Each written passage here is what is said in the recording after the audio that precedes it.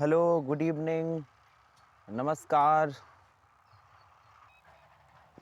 स्वागत है आपका हमारे यूट्यूब चैनल पर। जैसा कि आपको पता है, ये जो हमारी शाम को 5 बजे वाली क्लास होती है, ये डेली 5 बजे आती है, जो एसएससी जीडी के लिए। किसके लिए है? एसएससी जीडी वालों के लिए हम हिंदी की क्लास लेकर आते हैं रोज़ शाम को 5 बजे, जिसमें हम बेहतरीन 25 प्रश्नों का संकलन लेकर आते हैं। नए प्रत्येक दिन नए प्रश्न, क्योंकि एसएससी जीडी का संभावित एग्ज़ाम जनवरी में होना है। हिंदी के 20 प्रश्न आएंगे, लेकिन हम लोग अभ्यास 25 का करेंगे। ठीक है? तो आपको बता दूं कि यदि आप हमारे साथ टेलीग्राम चैनल पर नहीं जुड़े हैं तो जुड़ जाइए। हमारे टेलीग्राम चैनल का नाम है आमोद सर हिंदी। आप हमारे टेलीग्राम चैनल पर जुड़ जाइए। टेलीग्राम चैनल पर आमोद सर हिंदी सर्च करिए और ज्वाइन कर लीजिए, क्योंकि क्लास से संबंधित महत्वपूर्ण अपडेट हम उसी चैनल पर देते हैं। ठीक है? और मैं आपको आपकी जानकारी के लिए एक बात और बता दूं कि मैं टेस्ट सीरीज रात्रि 8 बजे में 7000 प्रश्न, ये टेस्ट सीरीज के अलावा 9000 प्रश्न, रात्रि 9 बजे रात्रि 9 बजे 7000 प्रश्न। कितने प्रश्न? 7000। रात्रि 9 बजे 7000 प्रश्न 20 नवंबर से लेकर आ रहा हूँ। हिंदी के टॉपिक वाइज प्रश्न, टॉपिक वाइज डेप्थ से हिंदी करवाऊंगा। किसी भी एग्ज़ाम को दीजिए, इतना ज़बरदस्त क्वेश्चन का एनालिसिस होगा, आप कहोगे। 30 से 35 दिन हमारे साथ 20 नवंबर से उस क्लास में भी जुड़िएगा। आपकी हिंदी का लेवल अपना देखना। आप किसी का भी एग्ज़ाम देना, TET, super TET, CTET का, आप यूपी एसआई, लेखपाल, यूपी पुलिस, किसी का भी एग्ज़ाम दे रहे हो, जूनियर असिस्टेंट बीडीओ, तो आप उस क्लास में ज़रूर जुड़िए। और आपकी स्पेशल एसएससी जीडी की 5 बजे भी चल रही है, यूपी पुलिस की रात्रि 8 बजे चल रही है, जीके जीएस की सुबह 6 बजे मैं क्लास लेकर आता हूँ। तो चलिए, ये इन्फॉर्मेशन थी आपके लिए। आप अपनी आवश्यकता अनुसार हमारी क्लास ज्वाइन कर सकते हैं, लेकिन मैं आपको भरोसा दिलाता हूँ, यदि आप हमारे साथ 30, 40, 50 दिन लगातार जुड़ के मेहनत करेंगे तो आपको अपने आप में इम्प्रूवमेंट दिखने लगेगा, सुधार दिखने लगेगा, और फिर आप लगातार एग्ज़ाम तक क्लास लेंगे। तो मेरी जिम्मेदारी बन जाती है कि आपके अच्छे नंबर आएँ उस विषय में जो विषय आपने हमसे पढ़ा है। चलिए स्टार्ट करते हैं आज के मॉडल पेपर। चलो बताइए, 76 से 77 नीचे दिए गए प्रत्येक वाक्यांश के लिए एक शब्द है। नीचे दिए गए वाक्यांश के लिए एक शब्द बताना है। बताइए भैया, बताइए, कमेंट करिए। विधानमंडल द्वारा पारित या स्वीकृत विधि को क्या कहते हैं? जो विधानमंडल से पारित हो उसे क्या कहेंगे? अधिनियम। अगर इस पर राज्यपाल के भी सिग्नेचर हो जाएं तो वो कानून बन जाता है। तो विधानमंडल द्वारा पारित या स्वीकृत क्या कहलाता है? सर, अधिनियम कहलाता है। बहुत शानदार। चलिए, जिसे करना बहुत कठिन हो क्या कहलाता है? जिसे करना बहुत कठिन हो क्या कहलाता है? ये क्या क्या कहलाता है? सर, ये दुष्कर कहलाता है। क्या कहलाता है? दुष्कर। शानदार जवाब। चलिए, हम लोग आगे चलते हैं, आगे प्रश्न करते हैं। निर्देश पढ़िए, निर्देश पढ़िए। कहाँ पर काम की बात है वही पढ़ा करो। 78 से 79 तक नीचे दिए गए शब्दों के क्या बताने हैं? पर्यायवाची शब्द बताने हैं। ठीक है, बता देंगे पर्यायवाची, कौन सी दिक्कत है। 78 में बताओ, अमीय का पर्यायवाची है। बताइए, अमीय ये किसका पर्यायवाची है, या अमीय का पर्यायवाची शब्द क्या होगा? तो अमीय का पर्यायवाची क्या है? सुधा, सोम, पीयूष, अमृत। सुधा, सोम, पीयूष, अमृत। कौन सा ऑप्शन सही है? डी वाला विकल्प सही है। चलिए, बहुत शानदार। बताइए, पृथ्वी का पर्यायवाची शब्द क्या है? पृथ्वी। जल्दी से ऑप्शन में कमेंट बॉक्स में टाइप करिए, कौन सा ऑप्शन सही है। सर, पृथ्वी का पर्यायवाची शब्द है ऑप्शन ए, रत्न गर्भा। इससे रत्न निकलते हों उसे पृथ्वी कहते हैं। ये पृथ्वी का क्या है? पर्यायवाची है। बहुत बढ़िया। चलिए आगे चलते हैं। हमारा अगला प्रश्न है, देखिए अगला प्रश्न क्या है, बताइए। दिए गए क्या 80 से 81 नीचे दिए गए शब्दों के उपयुक्त विलोम शब्द बताने हैं। भैया बता दो विलोम, बता दीजिए विलोम। विलोम शब्द क्या होगा? अनागत का विलोम शब्द क्या है? अनागत। अनागत का मतलब होता है जो ना आया हो, तो इसका विलोम होगा आगत। विगत मत कर देना, इसका विलोम होगा आगत, अर्थात जो आया हो, आया हुआ को आगत कहते हैं। अनागत जो ना आया हो। समझदार हैं आप। चलिए हमारा अगला प्रश्न है, बताइए नैसर्गिक का विलोम क्या होगा? बता दीजिए। नैसर्गिक। नैसर्गिक का मतलब है प्राकृतिक।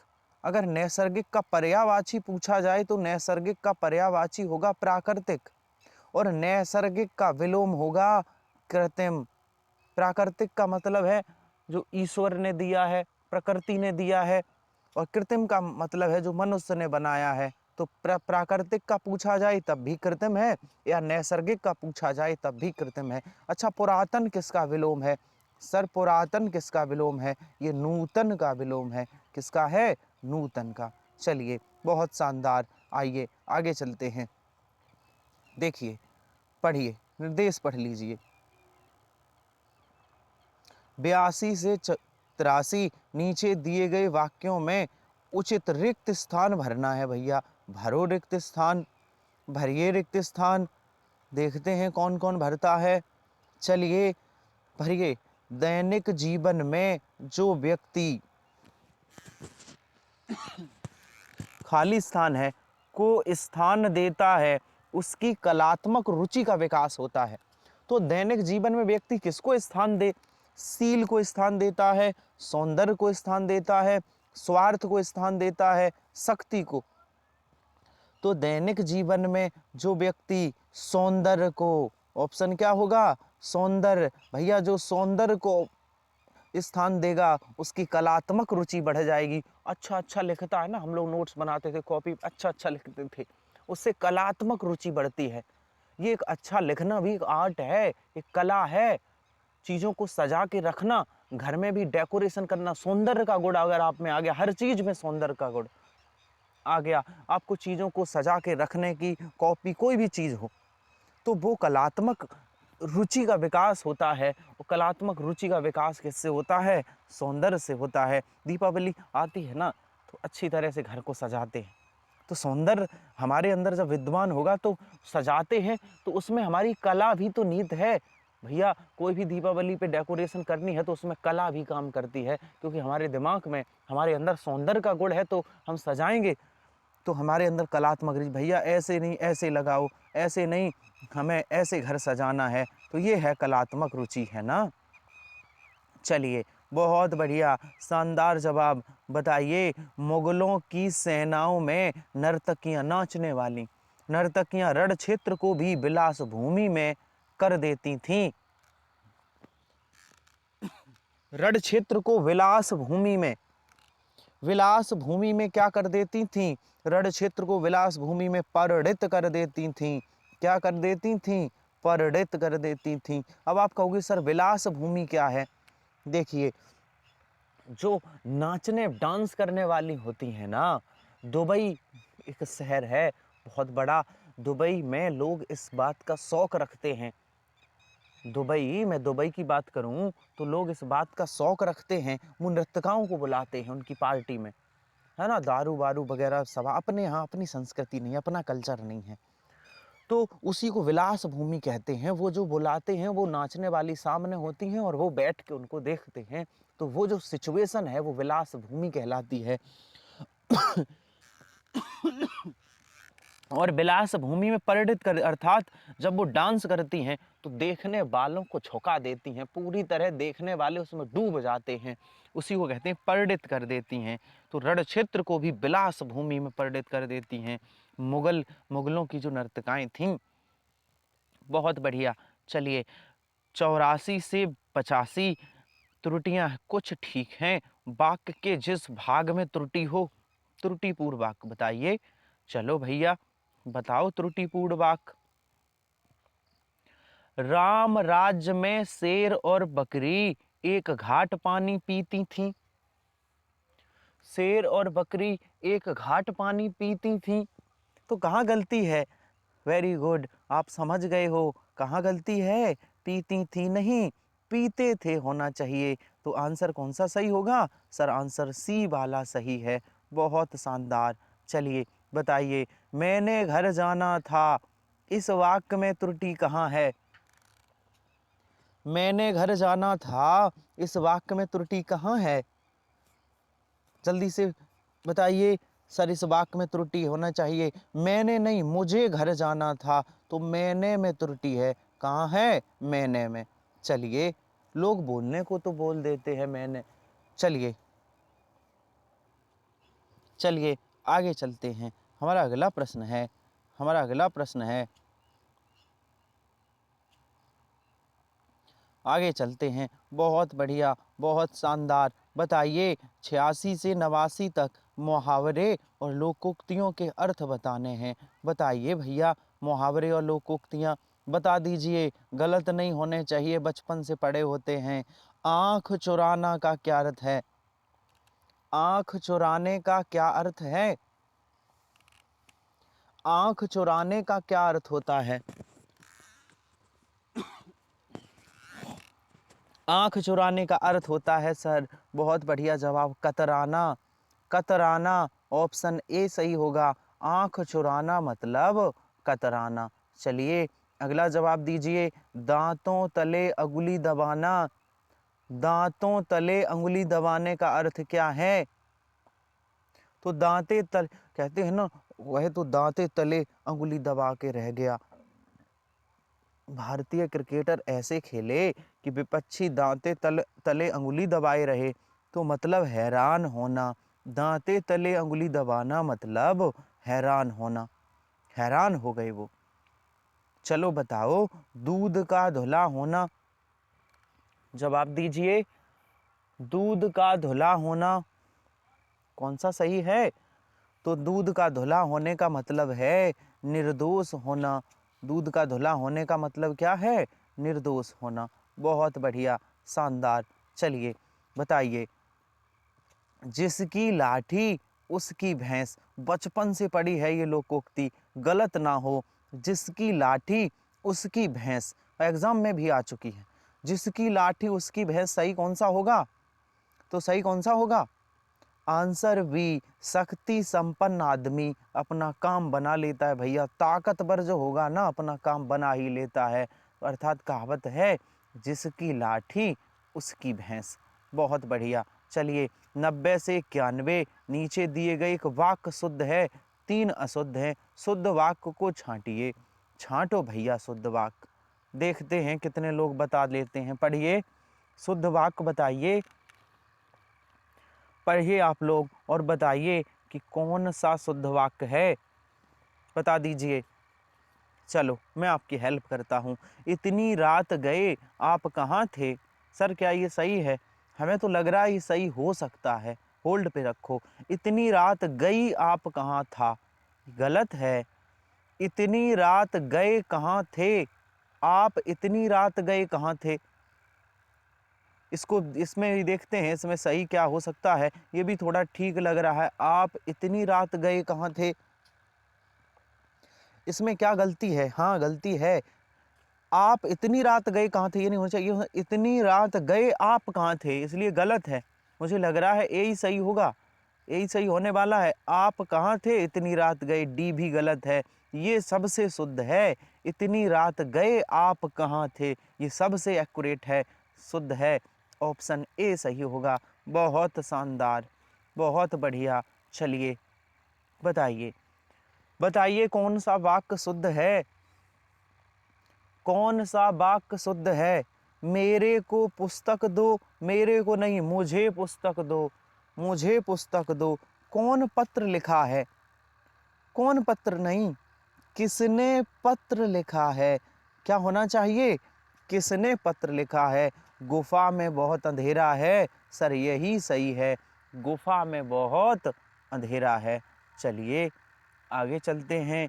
हमारा अगला प्रश्न है, देखिए हमारा अगला प्रश्न है 98 से 100 नीचे दिए गई रचनाओं के सही रचनाकार बताओ। बताओ भैया। बेताल पचीसी, बहुत शानदार। बेताल पचीसी के रचनाकार कौन है, क्या बता पाओगे आप? बेताल पचीसी के रचनाकार कौन है? सर बेताल पचीसी के रचनाकार कौन हैं? सुरती मिश्र हैं। सुरती मिश्र हैं।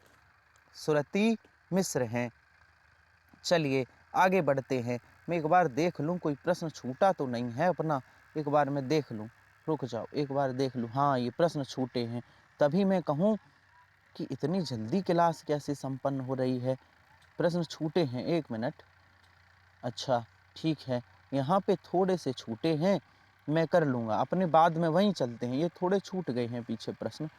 चलिए 92 91 हम लोगों ने डायरेक्ट वो वाला कर लिया, कोई बात नहीं, करने तो थे ही। चलिए यहाँ चलते हैं। बताइए बताइए 92 से 94 नीचे दिए गए शुद्ध वर्तनी बताओ। शुद्ध वर्तनी कौन सी है? शुद्ध वर्तनी कौन सी है, जल्दी से बताओ। 92 में कैसा लिखा जाएगा परिणति? 92 में बताइए कैसा परिणति लिखा जाएगा, जल्दी से जवाब दीजिए। सर ये परिणति ऐसा वाला शुद्ध है। परिणति कौन सा वाला शुद्ध है? ए वाला। परिणति में सर क्या होता है? झुकाव, किसी की तरफ झुकाव होना परिणति कहलाता है। ठीक है, बहुत शानदार। 93 में बताइए। 93 भी बताइए और 94 भी। 93 में कौन सी शुद्ध शब्द, स्थाई कौन सा शुद्ध है बताइए। स्थाई शब्द में कहाँ पे शुद्ध लिखा है? कौन सा शब्द स्थाई शुद्ध है? तो बहुत लाजवाब, ये जो बी में लिखा है ना, यही स्थाई शुद्ध है।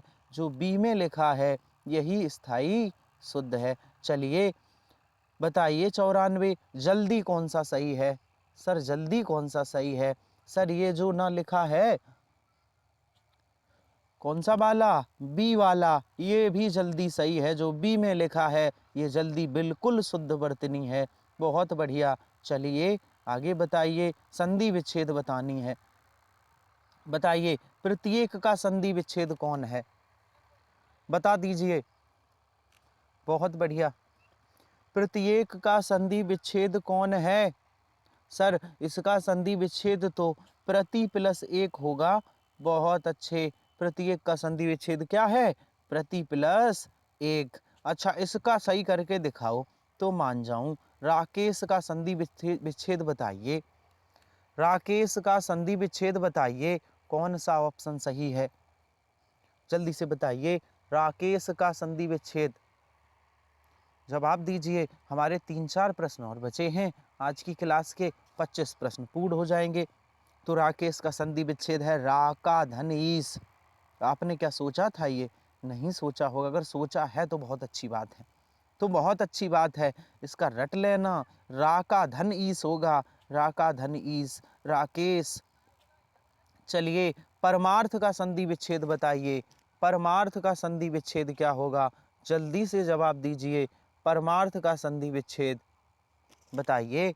परमार्थ का संधि विच्छेद, ठीक है, बहुत बढ़िया सर। परमार्थ का संधि विच्छेद होगा परम प्लस अर्थ, ये परमार्थ का संधि विच्छेद है। अच्छा ये वाला हम लोगों ने अभी किया था, बेताल पचीसी सूरती मिश्र ने लिखी है, अभी अभी करके गए थे। चलिए हमारे 2 प्रश्न और बचे हैं, बता दीजिए। भारत भारती किसने लिखी है? भारत भारती किसने लिखी है, ये किसकी रचना है? सर हमें पता है ये भारत भारती किसकी है, ये मैथिली शरण गुप्त की है। बहुत बढ़िया, ये मैथिली शरण गुप्त की है। और पता है गांधी जी ने जब भारत भारती को पढ़ा तो मैथिली शरण गुप्त को राष्ट्रकवि कह दिया था। अर्थात राष्ट्रकवि के नाम से कौन प्रसिद्ध हैं? मैथिली शरण गुप्त। बहुत बढ़िया है। आखिरी प्रश्न है, जवाब दे दीजिए। बताइए सेवा वावनी किसने लिखी है? बहुत शानदार, बहुत बढ़िया आपके जवाब, बहुत अच्छा लग रहा है। शिवा बावनी किसने लिखी है? शिवा बावनी किसने लिखी है? सर भूषण ने लिखी है। किसने लिखी है? भूषण ने। तो बहुत बहुत धन्यवाद आपका। आज की हमारी क्लास समाप्त हुई। 25 प्रश्न हमारे समाप्त हुए। 25 में से आपके कितने प्रश्न सही हुए कमेंट बॉक्स में ज़रूर बताना, और ये भी बताना हमारा आज का सेशन कैसा लगा।